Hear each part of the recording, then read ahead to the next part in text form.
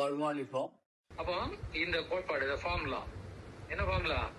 AC equal to that's all. இல்ல AC equal to B, whatever it is. ஏயும் பியும் equal தான், ஆனா உருவம் வேறையா இருக்குது. இறையும் உருவம் ஒன்றுதான், ஆனா உருவம், ஏன்னா அந்த உருவம் நமக்கு தெரியல, அது அருவம், இது உருவம். அப்ப அருவமாய் உருவமாய் ஏன் இறை உருவமாக வர வேண்டும் என்கிற கட்டாயத்தை நம்ம உணரணும் இல்லையா? அப்போ உங்களால் என்னிடம் அடைய முடியாது, நானே வந்தால் மட்டும்தான் வாக்கம். ஏன்னா உங்களுக்கு ரூட்டு தெரியாது. இப்ப சிலவங்க சொல்லுவாங்க, எங்க வீட்டுக்கு வந்துடுறேன்னு கூப்பிடுவாங்க, என்கிட்ட வண்டி கிண்டி ஒண்ணும் இல்லை, ரெண்டாவது எனக்கு அந்த ஊர் பழக்கமும் இல்லை, எப்படி வர்றதுன்னு தெரியலையே ஆண்டின்னு சொன்னா ஒண்ணு அந்த அம்மா சொல்லும், டோன்ட் வரி, நான் காடி எடுத்துட்டு வந்துடுறேன், கார் எடுத்துட்டு நான் வரேன், நான் உங்களை கூட்டு போறேன். அவங்களும் வந்துடுவாங்க, உங்களை அழைச்சிட்டு போவாங்க, சேஃபா போய் சேரும். அப்ப அங்க அந்த டவுட்டுக்கு இல்லை, ஏன்னா அவங்களதான் பார்க்க போறீங்க. அவங்களே கூட்டு போகும்போது பார்க்கும் போதே சேர்ந்த மாதிரி தானே. யோசிச்சு பாருங்க. அந்த நிலைதான் நீங்க இறையே குருவாக வரும்போது நிச்சயமாக நாம் இறையிட்ட சேர்ந்துடலாங்கிற உறுதிப்பாடு ஆகிவிடுகிறது. அவர்கள் செல்கிற இடத்திற்கு அவர்களுடைய நீங்க பயணிக்கலாம். அப்ப இதை நீங்க முழுமையாக நம்பணும். எல்லா மதத்திலயுமே இதைதான் பேசிக்கா வச்சிருப்பாங்க. எதுன்னா நம்பிக்கை, விசுவாசம். அது எல்லா மதத்திலயும் பேசிக். நீ நம்பணும், சொல்றதெல்லாம் நம்பணும். ஏற்றுக்கலைன்னா உனக்கு வேலை இல்லை, இங்கேயும் நீ ஆளாக மாட்டேன்னு விரட்டிடுவான். ஞானத்திலயும் அப்படித்தான். நான் ஞானத்துல உங்கள்கிட்ட கொடுக்கக்கூடியது அடுத்தவங்க பாடத்தை கொடுக்கல, நல்ல ஞாபகம். அவங்க சொல்றதெல்லாம் அடுத்தவங்க பாடத்தை உங்கள்கிட்ட கொடுக்குறாங்க. அதை நம்ப இதை செய், அப்படி செய், இப்படி படி, எந்தி போவான்னு நிறைய சடங்கு சம்பிரதாயங்கள், அதெல்லாம் நிறைய வியாபாரத்தனங்கள்லாம் இருக்கும். ஆனா ஞான வெளியில் நான் உங்களுக்கு காட்டக்கூடிய பாதையில் உங்களையே உங்களுக்கு காட்டுகிறேன், வேற யாரையும் கேட்கல. இப்ப ஒரு புத்த முன்னாடி இருக்காங்க, நீங்க 2 பேரும் சேர்ந்துதான் மேல வரணும் நான் சொல்றதே இல்ல. இட்ஸ் இம்பாசிபிள் இல்லையா? அவர் வேணா அவர் வரட்டும், நீங்க வேணா நீங்க வாங்க. பட் அவரவர்கள் தனித்தனியாக வந்தால் மட்டும்தான் இது உங்க பர்சனல். ஏன்னா 2 பேர்ல யார் போறான்னு தெரியாது, 1 2 போவான்னு சொல்ல முடியாது. ஆக்சிடென்ட் ஆகுது, ஒரு வண்டியில போறாங்க, ஆக்சிடென்ட் ஆயிட்டு 2 பேரும் ஒன்னாதான் ஆக்சிடென்ட்ல போறாங்க.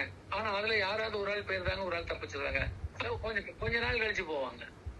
அப்படிலாம் இருக்க வாய்ப்பு இருக்குது இல்லையா? ஒரே நேரத்துல ஒரே டைம்ல 2 பேரும், ரெண்டாவது அப்படிதான் இங்க விழுந்துட்டாங்களோ நேர 2 பேரும் ஒரே இடத்துக்கு போகணும்னு சொல்ல முடியாது. ஏன்னா கர்ம வேற வேற இருக்கும்.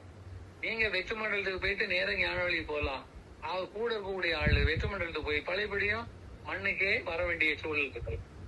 அப்போ உங்க கர்ம தகுதி உங்களுக்கே தெரியாது, அதையும் இறைவேதத்துல கொடுத்திருப்பேன்.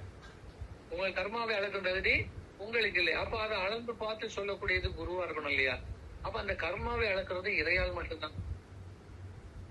அப்ப இதையே மனிதனாக வந்தால் மட்டும்தான், உருவம் எடுத்து வந்தால்தான் உங்களிடம் பேச முடியும், உங்களுக்கு விளக்க முடியும், உங்கள் கர்மாவை மாற்ற முடியும். நல்ல சரி. அதனாலதான் இறைய கருணைன்னு சொன்னாங்க.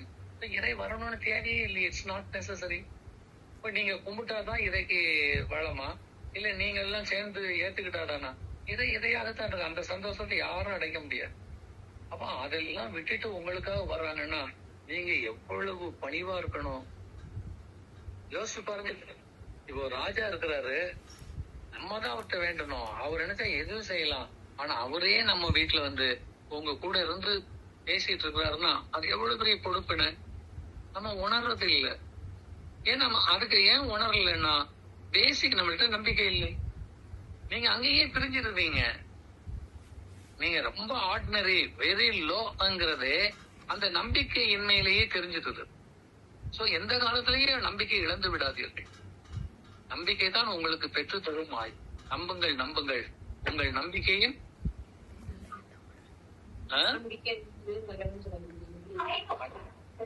இல்லையா? அதனால இறைவேதத்தை நீங்க ஃபாலோ பண்ணுங்க சொல்ல காரணம், இனிமேல் உள்ளவங்களுக்கு நான் உபதேசங்கள் எல்லாம் விட நீங்க முதல் செய்ய வேண்டியது ஞான வெளியில் மெம்பரா சேர்ந்துகிட்டு இறைவேதத்தை வாங்கி உங்களுக்குன்னு உள்ள இறைவேதம் அவரவசை தனக்குன்னு தனியா வச்சு அந்த இறைவேதத்தை படிக்கணும். அடுத்தவங்க வேதத்தை தொடக்கூடாது. ஏன்னா உங்க கர்மா. அப்படி நீங்க ஞான வெளியில பயணிக்க ஆரம்பிக்கும் போது அந்த பயணம் ஞான பயணமாக மட்டும்தான் இருக்கணும். வியாபாரத்துக்கு, குடும்பத்துக்கு, அந்த ஊருக்கு ஷிஃப்ட் ஆகணும், அங்க காடி வாங்கணும், இங்க வீடு வாங்கணும், அதுக்கெல்லாம் இல்ல. ஞானத்துல உங்களை மீட்டெடுப்பதற்காக தான் நீங்க பயணிக்கணும்.